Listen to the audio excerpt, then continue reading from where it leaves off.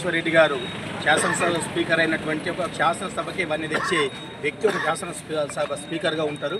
ఆయనను గౌరవించాల్సిన బాధ్యత ఆ సభలో ఉన్న వాళ్ళందరికీ నిదర్శనం. కాబట్టి ఆయనను గౌరవించకుండా అనుచిత వ్యాఖ్యలు చేసి ఆయన విమర్శించడం ఎంతో దురదృష్టకరం.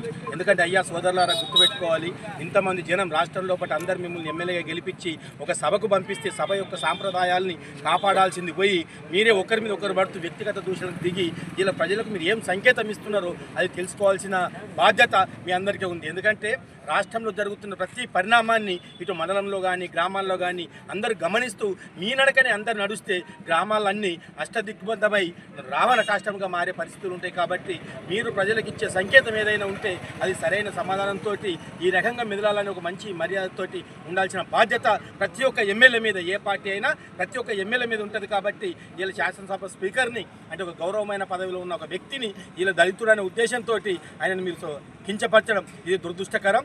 మీ యొక్క వ్యాఖ్యాన్ని వెనుకకు తీసుకొని శాసనసభ స్పీకర్ గారికి క్షమాపణ చెప్పవలసిందిగా కోరుతున్నాను. వారు మరియు బాన్సోడ ఎమ్మెల్యే గారు పోచారం శ్రీనివాస్ రెడ్డి మరియు నియోజకవర్గ నాయకుల ఆదేశానుసారం ఈ శాసనసభలో జరుగుతున్నటువంటి శాసనసభ సమావేశంలో శాసనసభ నడిపించేటువంటి శాసనసభ మీద జగదీశ్వర్ రెడ్డి ఎమ్మెల్యే గారు అనుచితమైన వ్యాఖ్యలు చేసి వ్యవహారాలను మంటగలిపే ప్రక్రియ చేసిండు. కనుక ఒక దళితుడైనటువంటి సభాపతి మీదమైనటువంటి దుర్లపాలన ఇంకా పోలేదన్న ధ్యాసలో ఉన్నారు కదా గమనిస్తుంది.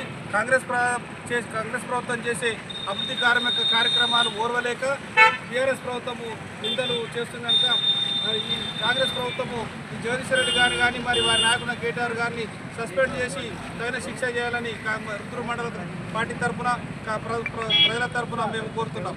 జై